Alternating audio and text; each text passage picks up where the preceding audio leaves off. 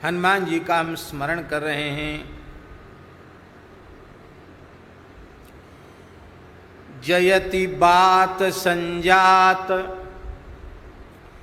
विख्यात विक्रम बृहद बाहु बल विपुल बालधि विशाला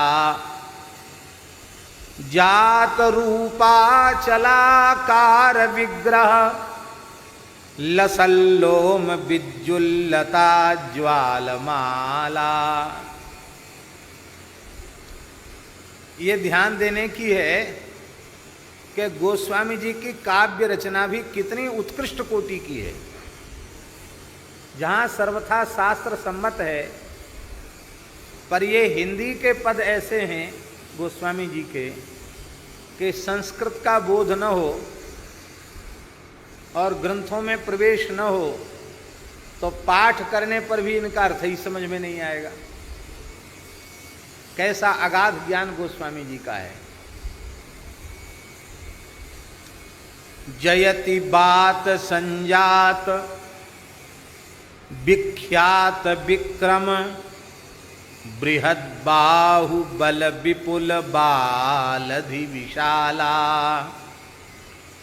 जात रूपा चलाकार विग्रह लसल्लोम विद्युल्लता ज्वालमाला। जयति बालार्कवर बदन पिंगल नयन कपिस कर्कस जटा जूट धारी विकट भ्रुकुटी वज्र दसन नख बैरी मदमत्त कुंजर पुंज कुंजरारी। जयति भीमार्जुन व्याल सूदन गर्भहर धनंजय रथत्राण केतु भीष्म द्रोण कर्णादि पालित काल दृक् सुयोधन चमू निधन हेतु। जयति गतराज दातार हंतार संसार संकट दनुज दर्पहारी इति अति भीति ग्रह प्रेत चौरा नल व्याधि बाधा शमन घोर मारी। जयति निगमागम व्याकरण करण लिपि काव्य कौतुक कला कोटि सिंधो साम गायक भक्त कामदायक वामदेव श्री राम प्रिय प्रेम बंधो। जयति घर्मांशु संदग्ध संपाति नव पक्ष लोचन दिव्य देह दाता काल कलि पाप संताप संकुल सदा प्रणत तुलसी दास तात माता। जयति बात संजात विख्यात विक्रम बृहद बाहुबल विपुल बालधि विशाला। बोलिए श्री हनुमान जी महाराज की। इस 28वें पद में हम यथामति यथा समय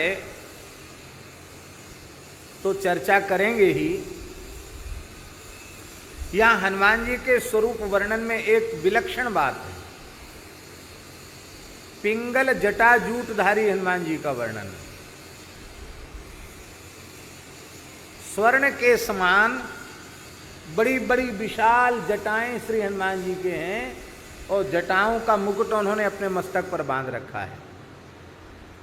जटा मुकुटधारी हनुमान जी। आपने कहीं जटाधारी हनुमान जी देखें? क्योंकि श्री हनुमान जी का बानराकार है और हम लोगों के जैसे केस बानरों के नहीं होते हैं। वो तो पूरे शरीर पर एक जैसे ही होते हैं, वैसे ही मस्तक पर होते हैं। केश बड़े हों अलग से, तब उनकी जटाएं बने। पर एक बात ध्यान में रहनी चाहिए कि श्री हनुमान जी बानराकार में होने पर भी बानर नहीं है। साक्षात देवाधिदेव महादेव हैं और भगवान शिव तो उनके मुख्य ही श्रृंगार में उनकी जटा है। इसलिए सदाशिव रूप होने के कारण गोस्वामी जी जटाधारी हनुमान जी का वर्णन करते हैं। और एक प्राचीन चित्र में भी हनुमान जी की ध्यानस्थ मुद्रा में दास ने दर्शन किया, हनुमान जी के विशाल जटा है। तो आज वो स्मृति आई, लगता है उस चित्रकार ने इसी पद को आधार मान करके हनुमान जी के जटा बनाए हो। बड़ा सुंदर श्री हनुमान जी के स्वरूप का वर्णन किया है।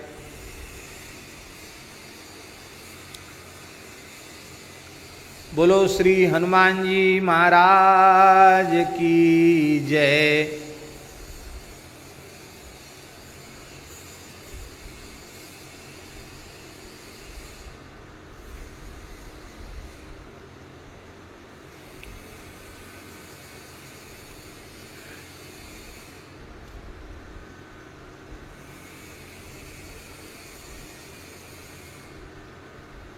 गोस्वामी जी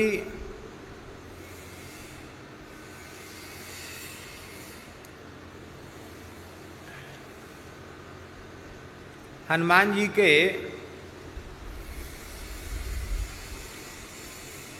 स्वरूप का आरंभ से लेके 12 पदों में अलग अलग प्रकार से वर्णन कर रहे हैं। ये श्री हनुमान जी का, ये श्री गोस्वामी तुलसीदास जी महाराज का वैशिष्ट्य है।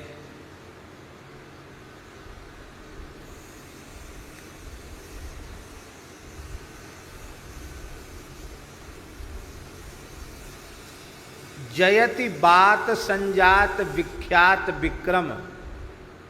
हे हनुमान जी महाराज, आपकी सदा ही जय हो। आप बात संजात हैं।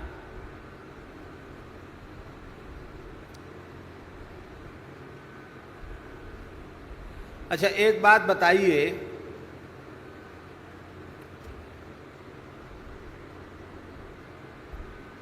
बात संजात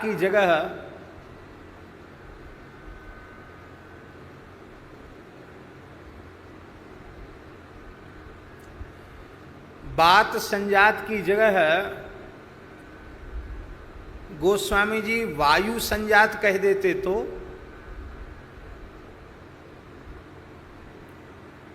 इस पद्य में जयति बात संजात विख्यात विक्रम, यहां गोस्वामी जी कह देते जयति वायु संजात विख्यात विक्रम। बात की जगह वायु कहना ज्यादा सुकर था, अर्थ भी स्पष्ट अधिक था,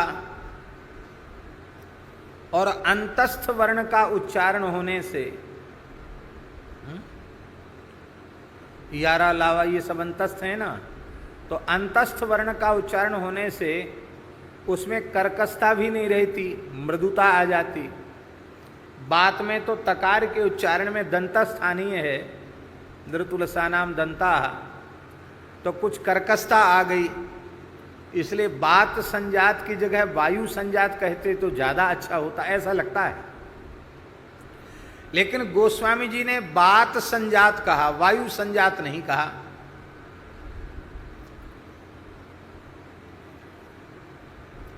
ऐसा क्यों कहा? सही बात तो वही जाने।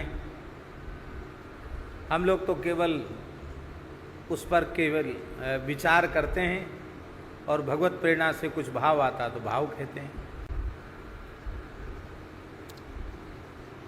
मनुष्य के शरीर में 3 चीजें प्रधान हैं, वात, पित्त और कफ। और इन तीनों के कारण ही रोग उत्पन्न होता है। इसलिए कुछ व्याधियां वातज होती हैं,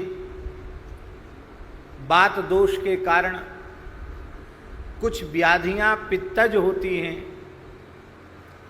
और कुछ व्याधियां कफज होती हैं आयुर्वेद के अनुसार। सीधी सादी बात यह है कि भीतर की जो वायु है जिसके द्वारा देह का संचालन होता है, जिसके ठीक ठाक रहने पर देह एकदम ठीक रहता है। देखो, एक बड़ी बारीक बात है, बात के प्रकोपित होने पर ही पित्त और कफ प्रकुप्त होते हैं। इसलिए बात पित्त कफ, बात ठीक रहे तो व्यक्ति बिल्कुल ठीक रहेगा। सोचना, विचारना, भागना, दौड़ना, अंगों का प्रसारण, संकोचन, ये सारे कार्य वात से होते हैं। कमर में दर्द होना, घोटी में दर्द होना, सिर में दर्द होने लग जाना, गैस चढ़ जाना, वायु के प्रकुप्त होने से अनेक प्रकार की व्याधियां उत्पन्न हो जाती हैं। वायु के प्रकुप्त होने से आहार पचता नहीं है, आहार के न पचने से पित्त बढ़ने लग जाता है। जो कुछ हमने खाया है वो ठीक से पचेगा नहीं तो उसका शुद्ध रक्त न बन के फिर कफ बनने लग जाएगा। तो मूल में सारी बीमारी की जड़ है बात। मानो गोस्वामी जी ये कहना चाहते हैं कि हनुमान जी बात आत्मज हैं, बात रूप हैं, ये प्रसन्न रहेंगे तो तुम ठीक ठाक रहोगे। हनुमान जी को राजी रखो तो एकदम चंगे रहोगे, हृष्ट पुष्ट रहोगे, निरोग रहोगे। और हनुमान जी प्रकुप्त हो गए तो बस फिर जय जय सिया राम। इसलिए हाँ, हनुमान जी के उपासक विशिष्ट शक्ति और बल से युक्त होते हैं, नीरुज होते हैं, व्याध रहित होते हैं। इसके एक दो उदाहरण नहीं है, तमाम उदाहरण हैं। क्योंकि नासै रोग हरे सब पीरा, जपत निरंतर हनुमत वीरा। बात जन्य व्याधि वो भी हनुमान जी के स्मरण से ही समाप्त होती है।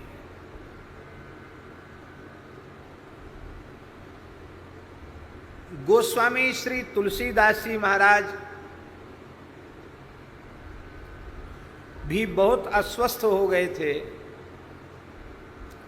इतने अस्वस्थ हो गए थे कि हनुमान बाहुक में गोस्वामी जी ने कहा है, पाए पीर, पेट पीर, बाह पीर, मुंह पीर, जर जर सकल शरीर पीरमयी है। शरीर का कोई अंग ऐसा नहीं जिसमें असह्य वेदना न हो। मोह पर दवरी दमानक सी दई है, हो तो बिन मोल के ओट राम नाम की ललाट लिख लई है। कुंभज के किंकर बिकल बूढ़े गोकुरन, हाय राम राय ऐसी हाल कहूं भई है।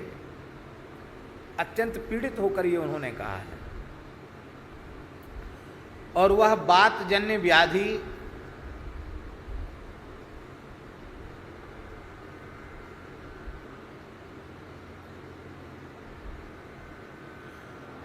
वो बात जन्य व्याधि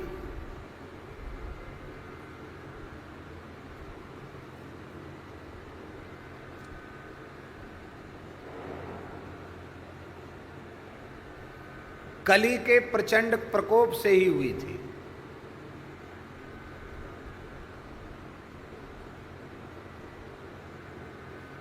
वह बात जन्य व्याधि कली के प्रचंड प्रकोप से हुई थी।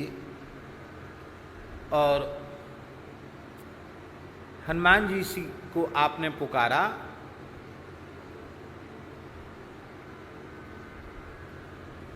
और श्री हनुमान जी की विशेष कृपा से आपकी व्याधि का शमन हुआ है। और आज भी हनुमान बाहु कितना चमत्कारी है, हमने तो कई लोगों के लिए प्रमाण देख लिया। एक सज्जन है,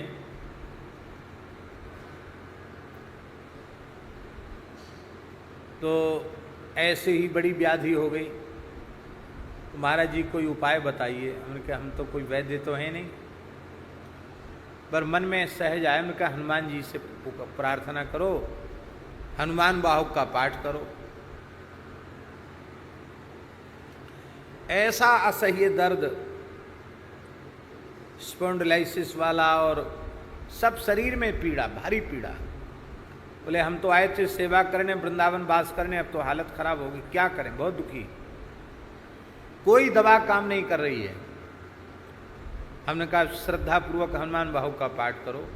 महाराज जी क्या कहें, हनुमान बाहु, अब दुखी थे इसलिए खूब व्याकुल होकर के हनुमान बाहु का पाठ किया। हनुमान बाहु के पाठ से वे व्याधि मुक्त हो गए।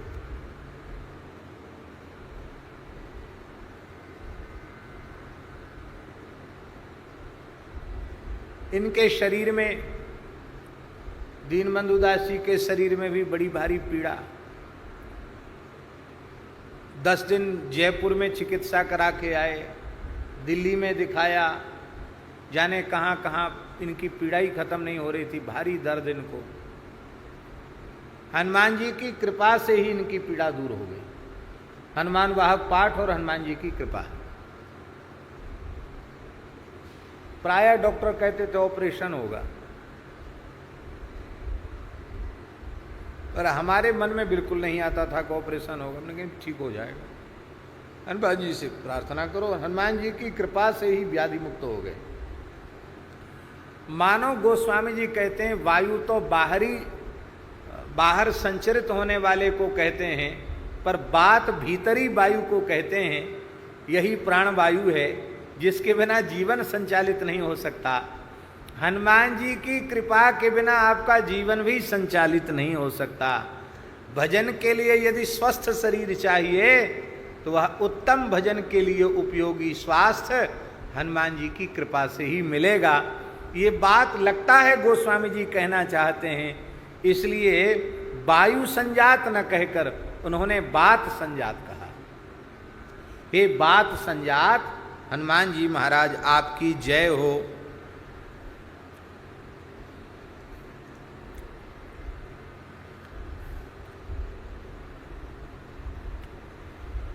विख्यात विक्रम, आपका पराक्रम अत्यंत विख्यात है, प्रसिद्ध है। कितना विख्यात है पराक्रम आपका?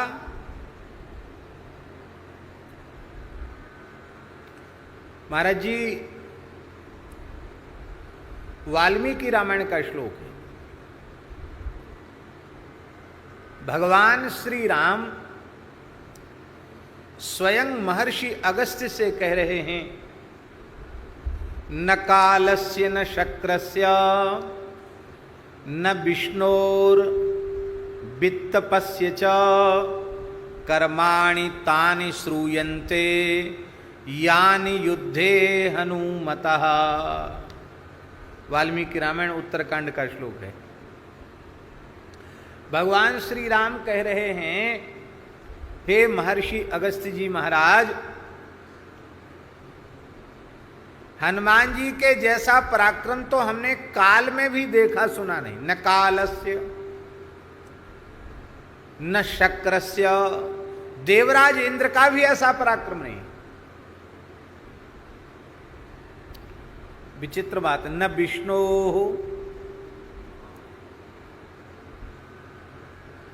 विष्णु का भी ऐसा पराक्रम नहीं।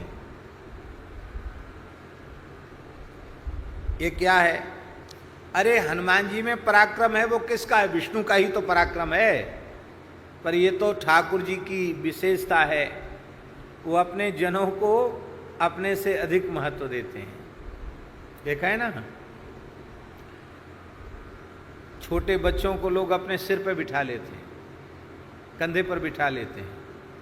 ये राम जी का कंधे पर बिठाने जैसा है, और इसमें कोई झूठी बात नहीं है। हनुमान जी जैसा पराक्रम दिखाते हैं वैसा पराक्रम भगवान अवतार लेकर वैसे पराक्रम नहीं दिखाई पड़ते हैं हनुमान जी के जैसे। इसलिए भगवान कोई बनावटी बात नहीं बोल रहे हैं, ठीक बोल रहे हैं। न विष्णु, ऐसा पराक्रम तो विष्णु भगवान का भी नहीं देखा जाता है। वित्त तपस्य च, कुबेर का भी ऐसा पराक्रम देखा सुना नहीं जाता है। कर्माणि तानि श्रूयन्ते यानि युद्धे हनुमतः, ऐसे कर्म कुबेर के भी नहीं सुने जाते हैं, विष्णु के, इंद्र के, काल के, किसी के ऐसे पराक्रम देखे सुने नहीं जाते हैं जैसे पराक्रम हनुमान जी के युद्ध में हैं। इसलिए गोस्वामी जी कहते हैं विख्यात विक्रम, जिनका पराक्रम, जिनका विक्रम अत्यंत विख्यात है, अत्यंत प्रसिद्ध है जिनका पराक्रम। बोलो भक्तवत्सल भगवान की जय।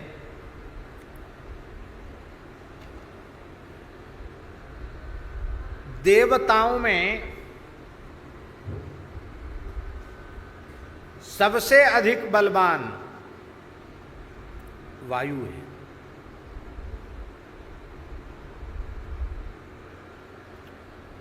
कभी कभी तूफान आ जाता है, सब उलट पलट हो जाता है। अभी जिस दिन तूफान आया था यहां तो नुकसान हुआ, जड़खोर में बड़ा नुकसान हुआ।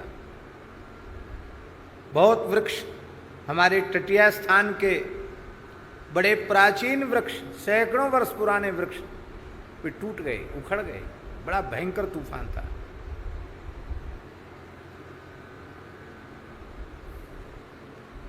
यही बात तो पांडु ने कुंती को कही। दुर्वासा जी के मंत्र का कुंती ने जप किया तो बोले पुत्र धर्मनिष्ठ होना चाहिए, इसलिए तुम पहले धर्मराज का आवाहन करो। कुंती ने धर्मराज का आवाहन किया, धर्मराज के अंश से युधिष्ठिर का जन्म हो गया। अब महाराज अब और किसका आवाहन करें? बोले पुत्र धर्मनिष्ठ तो है लेकिन बलवान बहुत होना चाहिए, क्योंकि शत्रुओं का मुकाबला बिना बल के कैसे होगा।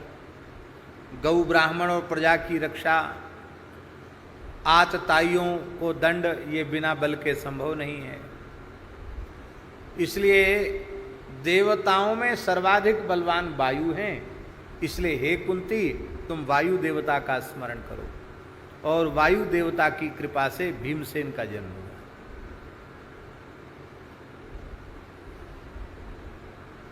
यहां वायु रूप कहने का आशय गोस्वामी जी का ये है कि बात जात हैं। बात जात माने वायु से उत्पन्न, अर्थात वायु ही हैं। क्योंकि पवन तनय बल पवन समाना, पवन तनय बल पवन समाना, बुद्धि विवेक विज्ञान निधाना, बुद्धि विवेक विज्ञान निधाना। ये पवन पुत्र हैं, पवन के ही समान हैं।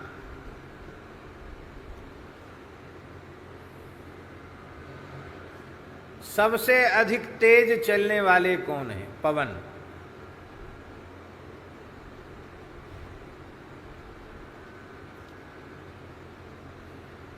समीरण वायु सबसे तीव्र गति है इनकी। इसलिए हनुमान जी की भी गति बहुत तीव्र है। पवन के समान ही हनुमान जी। पवन ही समस्त प्राणियों का प्राण है, हनुमान जी सबके प्राण हैं। हनुमान जी के बिना सब निष्प्राण, इसकी चर्चा हम पहले कर चुके हैं।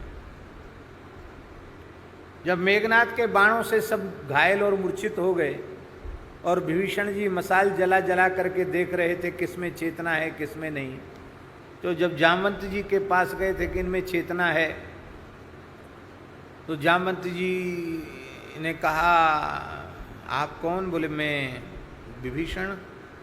तुम ठीक हो? बोले हाँ मैं ठीक हूँ। क्या कर रहे हो? मैं देख रहा हूँ कौन कैसी हालत में है।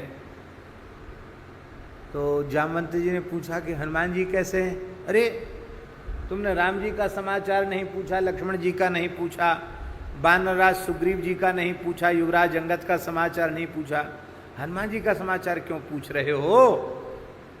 जामवंत जी ने कहा हनुमान जी जीवित हैं तो सब मरे हुए भी जीवित हैं, और हनुमान जी जीवित नहीं हैं तो सब जीवित होने पर भी मरे हुए के जैसे हैं। हनुमान जी सबका प्राण है, वायु है ना, सबका प्राण है। और जैसे वायु सर्वगत है ऐसे हनुमान जी भी सर्वगत हैं।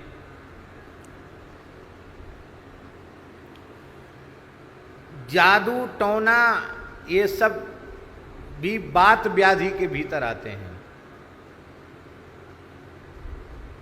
भूत प्रेत आदि का जो उपद्रव है ना, वो भी, अरे आज भी तो गांव देहात में कहते हवा बयार का चक्कर है, हवा लग गई है। इसका मतलब है ये भूत प्रेत आदि वायु रूप ही होते हैं और वायु रूप होकर के प्रविष्ट हो जाते हैं। तो इनका इलाज भी सफल इलाज हनुमान जी के ही पास है। भूत पिशाच निकट नहीं आवे, महावीर जब नाम सुना। हमने देखा है हनुमान जी के द्वारा किया गया इलाज। तुम थे हमारे साथ के नहीं थे? सारंगपुर हनुमान जी गए थे, जो पतला सा साधु था ये थे। सारंगपुर गुजरात में है, हनुमान जी विराजते हैं। वहाँ सीधे हनुमान जी ही इलाज करते हैं भूत प्रेत की व्याधा से ग्रसित लोगों का। तो एक दुबला पतला साधु, उसका इलाज चल रहा था। अब यहाँ तो इतना दुबला पतला कोई दिखाई नहीं पड़ रहा है, इसको कहें।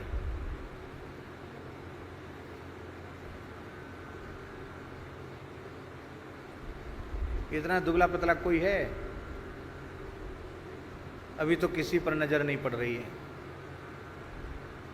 जितना दुबला पतला वो महात्मा था, एकदम ऐसा हड्डी हड्डी। ये वैष्णवदास जी हैं, ये भी तगड़े ही हैं, दुबले पतले नहीं, एकदम दुबला पतला साधु था।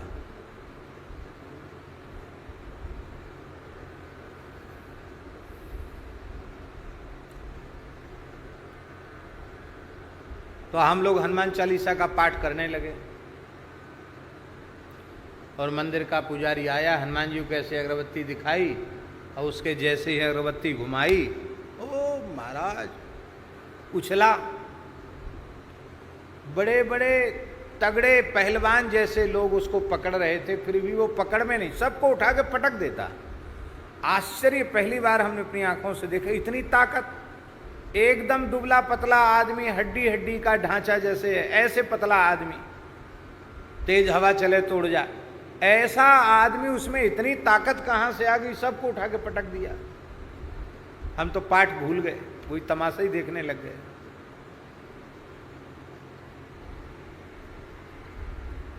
पूरी जानकारी प्राप्त करने पर पता चला इस पर 71 भूत थे। कितने कितने भूत? हाँ, 70 और 1 71, 71 भूत थे इसके ऊपर। अब कितने बचे हैं? बोले 3-4 बचे हैं। अब धीरे धीरे सब हनुमान जी निकाल रहे हैं सबको। अब ये ठीक हो जाएगा, कुछ दिनों इलाज और चलेगा, ठीक हो जाएगा। हमने सारी घटना आकर यही महाराज जी को सुनाई। महाराज जी बोले, गुरुदेव श्री भक्तमाली जी महाराज बोले, पंडित जी आपने इस घटना से क्या प्रेरणा ली? कि महाराज जी हम तो कोई प्रेरणा नहीं ली, ये देख के आए, वो हमने आपको सुनाया। बोले इससे प्रेरणा लेनी चाहिए। क्या कहते? एक सज्जन आ जाए अपने निकट तो अपने जैसे अनेक सज्जनों को इकट्ठा कर लेगा, और एक दुष्ट आ जाए पास में तो अपने जैसे सैकड़ों दुष्टों को इकट्ठा कर लेगा। एक भूत आया, उसने अपने जैसे 70 और बुला लिए। इसलिए एक सद्गुण जीवन में ठीक से आ जाएगा तो वह सद्गुण अपने जैसे तमाम सद्गुणों को भीतर ले आएगा। एक दुर्गुण बढ़िया से भीतर जम जाएगा तो वह एक दुर्गुण ही सैकड़ों दुर्गुणों को इकट्ठा कर देगा। इसलिए दुष्ट दुर्गुणों से दूर रहना चाहिए, साधु सज्जन सद्गुण इनके संपर्क में रहना चाहिए, ये प्रेरणा लेनी चाहिए। हमने पूछा इसको, लड़के को प्रेत कैसे उपद्रव हुआ? बोले महाराज जितना पवित्र रहना चाहिए उतना ये पवित्र नहीं रहता था, और ऐसी ही एक स्थान पर इसने लघुशंका कर दी, मूत्र त्याग कर दिया, और अशुद्ध शरीर था, अशुद्ध अवस्था थी, और प्रेत प्रविष्ट हो गया। इसलिए जो लोग सदा सर्वदा पवित्र रहते हैं उनको ये अशुद्ध आत्माएं छू नहीं सकती हैं। कहीं न कहीं हमारे आचार में दोष उत्पन्न होता है, तभी इस प्रकार का उपद्रव हमारे जीवन में आता है। बोलो भक्तवत्सल भगवान की जय। तो हनुमान जी वातात्मज होने से इस प्रकार के विकारों को भी दूर करने वाले हैं। और कैसे हैं? विख्यात विक्रम, इनका पराक्रम अत्यंत विख्यात है, प्रसिद्ध है। बृहद बाहु, हनुमान जी की भुजाएं छोटी नहीं है, बृहद बाहु है हनुमान जी। बृहद बाहु का अर्थ है आजानुबाहु। महापुरुषों के लक्षण में आजानुबाहुत्व एक विशेष लक्षण उनका होता है। हमारे पूज्य सदगुरुदेव श्री भक्तमाली जी महाराज भी आजानुबाहु थे। महाराज जी के हाथ बहुत विशाल थे, बाद में तो कमर झुक गई, और नहीं तो पहले हमने खूब देखा ये हाथ घुटने से नीचे आते थे। और यही बात दास ने परम श्रद्धेय स्वामी राम सुखदास जी महाराज का दर्शन किया, उनकी भी भुजाएं बहुत विशाल थी। निकट से हम लोग दर्शन करते थे तो हमने नापी तो नहीं, और ना उनको उस प्रकार से स्वतंत्र रूप से चलते देखा, लेकिन उनकी भुजाओं को देख करके ये स्पष्ट होता था कि पूज्य स्वामी जी भी आजानुबाहु थे। हमारे महाराज जी कहते थे कि महात्मा गांधी में एक बड़ी भारी विशेषता थी, कहते वो आजानुबाहु थे। क्यों? महाराज जी ने तो उनको देखा, महात्मा गांधी को देखा विद्यार्थी जीवन में। काशी में वे आए, उनकी सभा में भी महाराज जी गए, गांधी जी का प्रवचन भी उन्होंने सुना। तो महाराज जी कहते थे कि गांधी जी भी आजानुबाहु थे। ये विशिष्ट लक्षण है महापुरुषों का। और हमारे श्री चैतन्य महाप्रभु जी तो आजानुलंबित भुजौ कनिकावदातौ, आजानुबाहु। गोस्वामी तुलसीदास जी महाराज भी आजानुबाहु, श्री मलुकदास जी महाराज भी आजानुबाहु। ये विशिष्ट लक्षण है हनुमान जी का, ये विशिष्ट लक्षण है। बृहद बाहु, बहुत विशाल भुजाएं हैं हनुमान जी की। इस बृहद बाहु से एक आशय और है, वो आशय ये है कि सताने वाला व्यक्ति चाहे जितना बलशाली हो, चाहे जितना प्रभावशाली हो, उसकी भुजाएं हनुमान जी के जैसी न तो विशाल हो सकती हैं, ना हनुमान जी के जैसी बलिष्ठ हो सकती हैं। इसलिए यदि तुमने श्री हनुमान जी का आश्रय ले रखा है तो संसार का कोई भी बड़े से बड़ा बलवान प्रभावशाली व्यक्ति भी तुम्हारा कुछ भी नहीं बिगाड़ सकता है।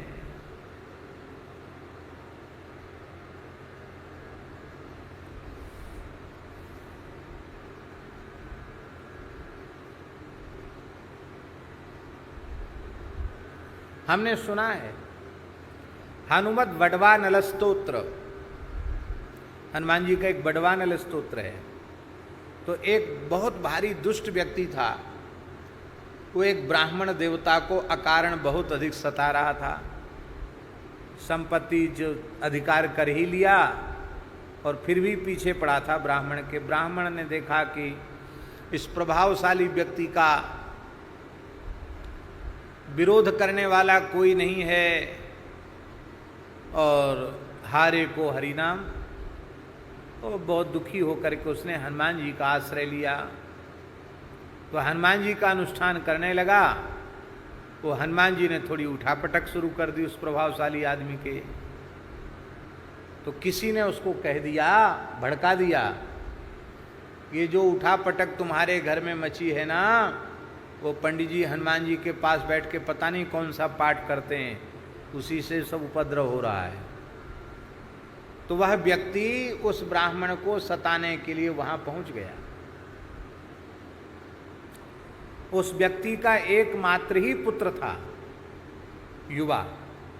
वो युवा पुत्र जैसे ही बोले, उस पंडित को तो अभी हम उठा के वहां से भगाते हैं, खदेड़ते हैं उसको वहां से। तो जैसे ही आकर के वह उपद्रव करने वहां आया, अब ब्राह्मण बेचारा घबरा गया, पाठ कर रहा था हनुमत बड़वा नल स्तोत्र का। तो जैसे ही हनुमान जी का पर्दा खोला, पर्दा खोलते ही हनुमान जी की क्रोध भरी दृष्टि उस व्यक्ति पर पड़ी और वो तत्काल जलकर राख की ढेरी हो गया। ये सत्य घटना है। बड़ी कठिनाई से हनुमान जी का क्रोध शांत हुआ। पूरा परिवार शरण में आया। उसका तो वंश खत्म ही हो गया, एक ही कुलदीपक बालक था, वो भी चला गया और ब्राह्मण की विजय हो गई। हनुमान जी में बड़ा भारी प्रचंड पराक्रम है। सताने वाले की भुजाएं और सताने वाले में बल हनुमान जी के जैसा नहीं हो सकता। इसलिए हनुमान जी की विशाल भुजाओं की छत्र छाया में रहने वाला साधु कभी भयभीत नहीं हो सकता, दुखी नहीं हो सकता। बोलो श्री हनुमान जी महाराज की जय। हम पहले निवेदन कर चुके हैं कि गोस्वामी जी 12 पदों में विनय पत्रिका में हनुमान जी का विविध रूपों में स्मरण इसलिए कर रहे थे, उसका एक यह भी हेतु था कि उस समय मुगल काल था, मुगलों के अत्याचार से भारतवर्ष आक्रांत था और इन यहाँ दबाए हुए, सताए हुए, कुचले हुए भारतीय आस्तिक समाज में बल भरने का कार्य गोस्वामी जी के इन पदों के माध्यम से। मानो वे कह रहे हैं गोस्वामी जी कि जो तुम्हारे ऊपर अत्याचार कर रहे हैं उनकी भुजाएं उतनी बड़ी नहीं है, उनमें बल उतना अधिक नहीं है, फिर भी तुम पीड़ित हो, सताए जा रहे हो। इसका कारण क्या है? इसका कारण यही है कि तुम विशाल भुजा वाले और अपरिमित बल वाले श्री हनुमान जी का आश्रय नहीं ले रहे हो।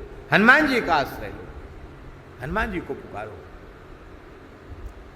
ये हनुमत उपासना के लिए गोस्वामी जी इन पदों के माध्यम से प्रेरित करते हैं।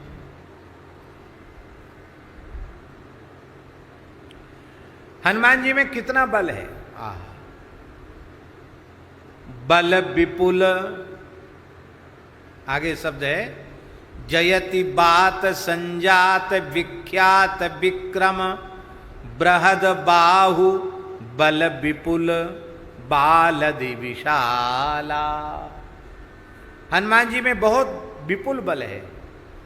अतुलित बलधामम हेम शैलाभदेहम, अतुलित बल है हनुमान बाहुक में। गोस्वामी जी कह रहे हैं पाछिले पगन गम गगन मगन मन क्रम को न भ्रम कपि बालक बिहार सो, कौतुक बिलोक लोकपाल हरिहर विधि, लोचन नीच का चौंधी चित्तन खवार सो, बल के धो वीर रस धीरज के साहस के, तुलसी शरीर धरे सवन के सार सो। क्या अद्भुत वर्णन है। भगवान सूर्य के पास हनुमान जी पहुंच गए। बोले गुरुजी, आपने हमको बाल्यकाल में ही वरदान दिया था कि हम तुमको पढ़ाएंगे। अब हमारा जनेऊ संस्कार हो गया है, उपनयन संस्कार हो गया है। अब आप कृपा करके हमको षडंग वेद पढ़ाइए। आप लोग हमारी बात को ऐसी हंसी में मत ले जाना, और हंसी में ले जाओ तो ले जाओ, कोई बात नहीं। सूर्य नारायण ने सोचा कि चेला खतरनाक है। हाँ, जन्मते ही तो गगन में मारी एक उछाल और हमको ही निगलने के लिए तैयार हो गए। ये तो बचपन की घटना है, जब ये 6-7 घंटे के ही रहे हैं। 12 बजे रात को जन्म हुआ सूर्योदय के समय, तो 5-6 घंटे बाद ही तो। अब इस समय तो 8-10 वर्ष की अवस्था है इनकी, अब तो बहुत बलवान है। और पढ़ेंगे ये कम से कम 25 वर्ष तक तो पढ़ेंगे हमारे पास, और बलिष्ठ हो जाएंगे। और कहीं किसी बात पर इन्हें गुस्सा आ गया तो ऐसे चेलों से गुरुजी को भी थोड़ा समझदारी से रहना चाहिए। हाँ, देखो हमारे महाराज जी कहते थे, बहुत बड़े अधिकारी ऑफिसर, बहुत बड़े सेठ साहूकार, राजा महाराजा, इनसे बोले हम जीवन भर बचे हैं और जीवन भर इनसे बचना ही चाहिए। महाराज जी कहते क्यों? कहते ये कब गुरुदक्षिणा चुका देंगे इसका कोई ठिकाना नहीं है। इस प्रकरण में कहते थे महाराज जी,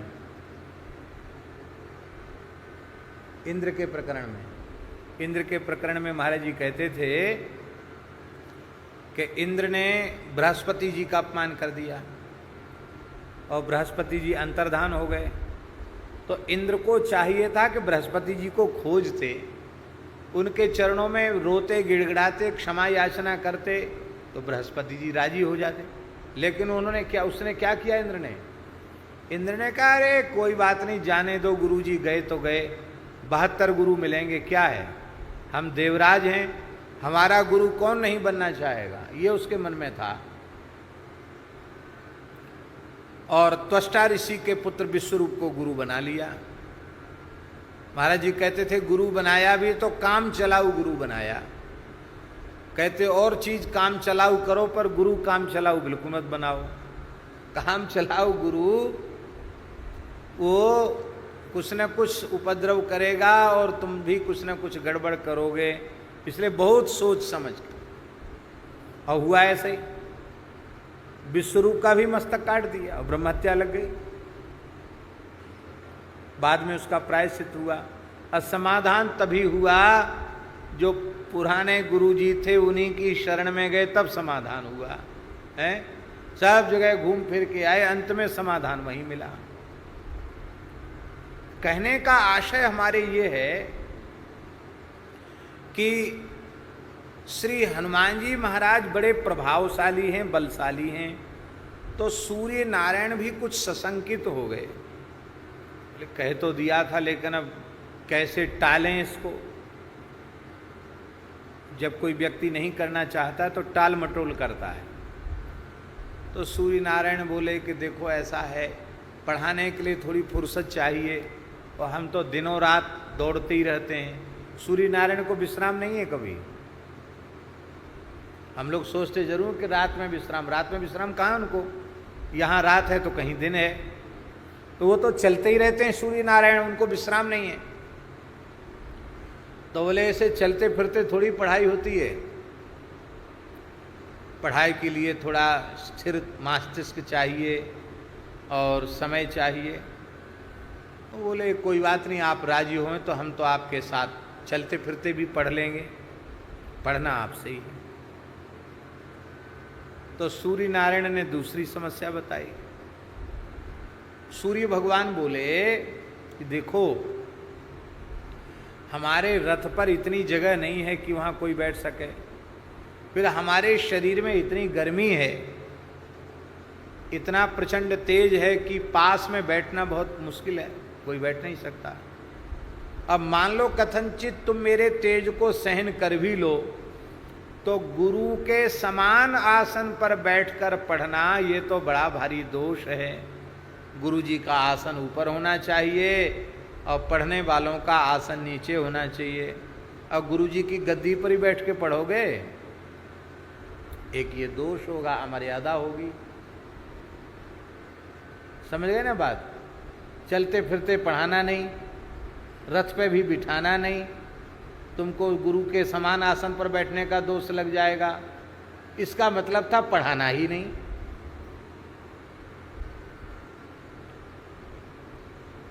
हनुमान जी बोले हम रथ पर नहीं बैठेंगे, दौड़ते दौड़ते पढ़ लेंगे। आप चलेंगे रथ, आपके साथ ही दौड़ेंगे, आप बोलते जाना, हम पढ़ते चले जाएंगे। हाँ, दौड़ तो लेगा ये, हम जितने तेज चलते उतने चलते चल तो लेगा। अब क्या बहाना बनाएं? तो सूर्य नारायण बोले कि देखो ऐसा है, तुम हमारे साथ साथ भगोगे तो हम ऐसे मुंह करके थोड़ी पढ़ाएंगे तुमको। गुरु शिष्य सन्मुख होना चाहिए। कथा श्रवण भी सन्मुख बैठकर करने में बड़ा सुख मिलता है। दास का तो ऐसा अभ्यास है कि कहीं कथा सुनने जाए, जबरदस्ती कोई ऊपर बिठा दे, इधर उधर बिठा दे तो बड़ा कष्ट होता है। सुख वहीं मिलता है, सामने बैठकर सुनने में सुख मिलता है। पूज्य श्री रमण रीति वाले महाराज जी को भी हमने ये देखा, वो कहीं जाएं, किसी कथा में जाएं, जितनी देर प्रवचन होगा उतनी देर भले मंच पर बैठ जाएं, बाकी सुनने के लिए सामने बैठते हैं।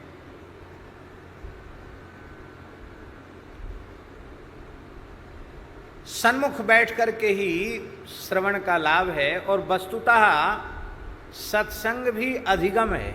हाँ, जैसे गुरु शिष्य परंपरा से हम शास्त्रों का अधिगम करते हैं, सत्संग भी सबसे श्रेष्ठ अधिगम है। कैसे?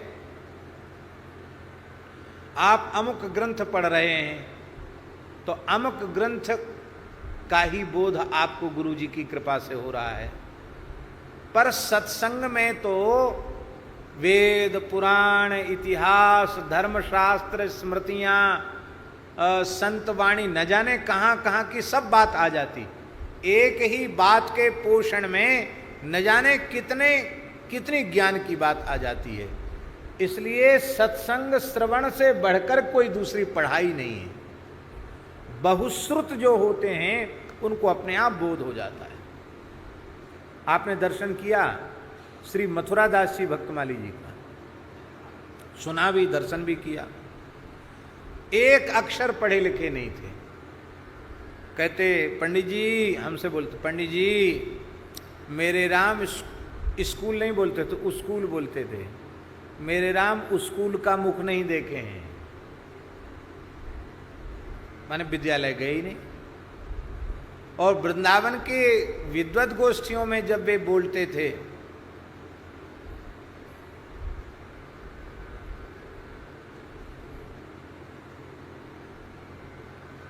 वृंदावन की विद्वत गोष्ठियों में बोलते थे, तब क्या बोलते थे वो? वृंदावन के बड़े बड़े पंडित ऐसे सिर पे हाथ खुजलाते थे, सैकड़ों श्लोक बोलते चले जाते थे, पढ़े लिखे नहीं। ये केवल श्रवण के द्वारा, सेवा और श्रवण के द्वारा। पंडित जी महाराज, पंडित श्री जगन्नाथ प्रसाद भक्तमाली जी महाराज, लंबे समय तक उनकी सेवा में पूज्य श्री मथुरा दास जी भक्तमाली जी रहे। और उन जमानों में बिजली नहीं थी,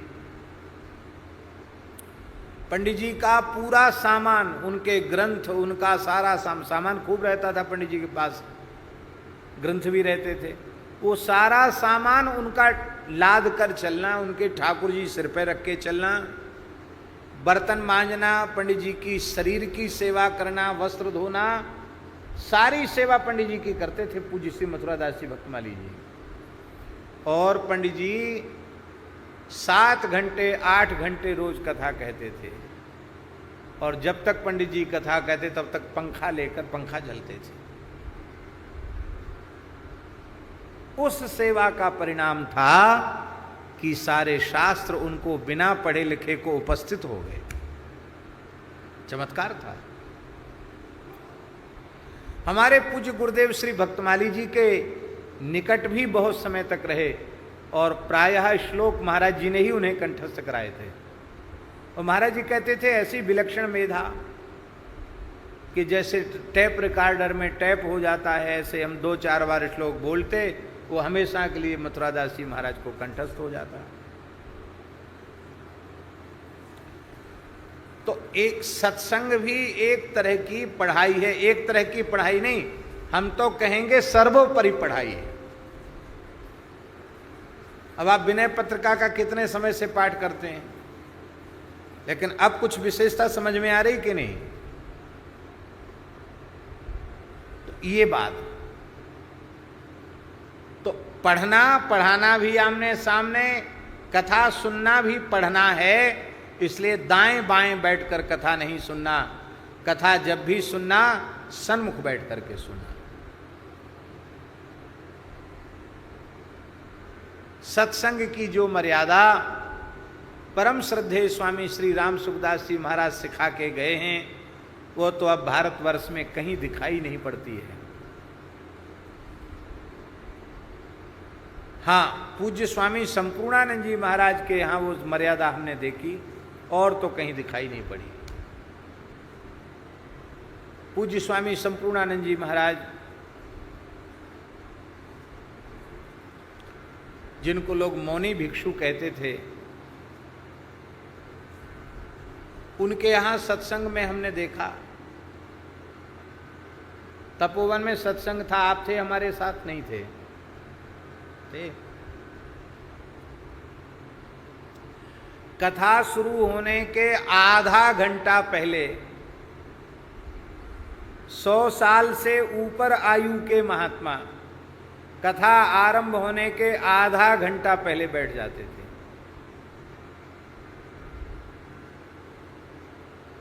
आधा घंटा पहले। और जब तक हम पहुंचते तब तक विष्णु सहस्त्रनाम का पाठ हो जाता था श्रोताओं के सहित। और कथा आरंभ होने के आधा घंटे पहले मुख्य द्वार पर ताला लग जाता था। फिर बड़े से बड़ा व्यक्ति भी आ नहीं सकता है, जो आ गया सो आ गया। आधा घंटे पहले 1 मिनट भी, आधा मिनट भी बर्दाश्त नहीं। और दास प्रायः थोड़ा लेट लपेट वाला है, प्रमादी होने के कारण। ये कोई अच्छाई नहीं है, ये दोष ही है। लेकिन वो बैठते तो उनके संकोच के कारण हमको कम से कम 10 मिनट 15 मिनट पहले हम भी जाकर बैठ जाते थे, और ठीक समय हुआ आरंभ हो गए। वे महापुरुष कहते थे कि आपको रेल से कहीं यात्रा करनी है और 6 बजे की गाड़ी है, तो आप 6 बजे तो नहीं पहुंचते हो, आप 5:30 बजे रेलवे स्टेशन पहुंचना चाहते हो। कहीं गाड़ी बिफोर आ गई, कहीं भीड़ ज़्यादा हो गई, चढ़ नहीं पाए, कुछ हो गया, तो कहीं रास्ते में जाम लग गया, तो आप चाहते हैं कि हम हाथ में समय लेके चलें, आधा घंटे पहले पहुँचें। अब वहाँ पहुँचने के बाद भले ही आपको बार बार ये रिकॉर्डिंग सुननी पड़े कि आपकी असुविधा के लिए हमें खेद है, गाड़ी अपने निर्धारित समय से इतने विलंब से चल रही है, वहाँ भले ही जाकर आपको 2 घंटे 3 घंटे बैठना पड़े या इससे भी ज़्यादा बैठना पड़े, लेकिन आप अपनी उस यात्रा में चूक न हो जाए, इसके लिए आप पहले से जाकर वहां बैठते हैं।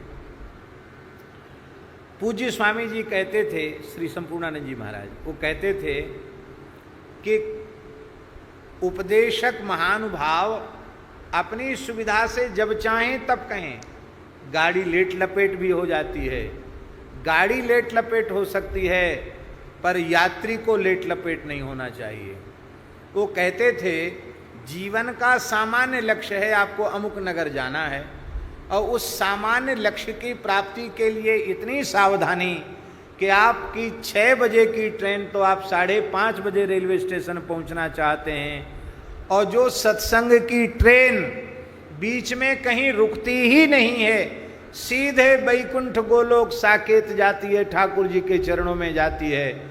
उस सत्संग के प्रति आपकी ऐसी असावधानी कि 4 बजे का है तो आप 5 बजे पहुंचते हैं, 5 बजे की कथा है तो आप 6 बजे पहुंचते हैं। ये बड़े दुख की बात है।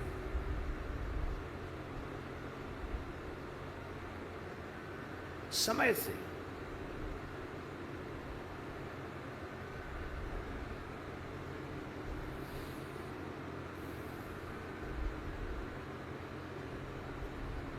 समय से बंद करनी चाहिए। कई बार समय से आरंभ नहीं होता, समय से बंद भी नहीं होता। अच्छा एक बात बताओ, आप रेल में बैठे और मथुरा उतरने का समय सवेरे 9 बजे है, और मान लो 12 बजे 1 बजे ट्रेन आकर के प्लेटफार्म पर पहुंची, तो क्या आप 9 बजे बीच में उतर जाते हो क्या? आप तो ट्रेन जब अपनी मंजिल पर पहुंचेगी तभी आप उतरते हो। तो पूज्य गुरुदेव श्री भक्तमाली जी महाराज कहते थे कि कुछ प्रसंग ऐसे हैं जो बीच में छोड़े नहीं जा सकते, इसलिए कथा के आरंभ का समय भले ही निर्धारित होवे, पर कथा की पूर्ति का समय तो प्रसंग के अनुरूप होगा। तो कई बार हमने देखा, पूज्य पिताजी को भी खूब अनुभव होगा कि श्रोता चाहे जितने कम से कम हों, पर महाराज जी 2 समय कथा कहते थे, और कथा में भी 6 घंटे नहीं, 6 का 8 घंटे हो ही जाता था। आरंभ सही समय से करते, पर समाप्ति प्रायः घंटा आधा घंटे अधिक हो जाती। जैसे हम उदाहरण दें, आप ऊखल बंधन लीला सुना रहे हैं, और ठाकुर जी ऊखल में बंधते बंधते 12 बज गए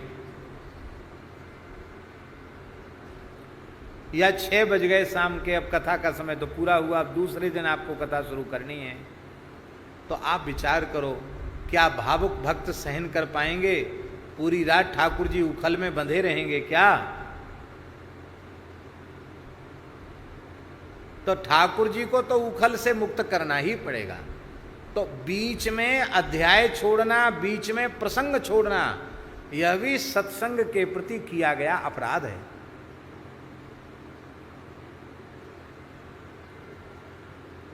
संसार में कोई चीज ऐसी नहीं है जिसके बारे में आप घटा दें कि अधिकस्य अधिकम फलम। लोग सब में घटाने लग जाते, अधिकस्य अधिकम फलम, चलो हमने मान लिया अधिकस्य अधिकम फलम। खीर में,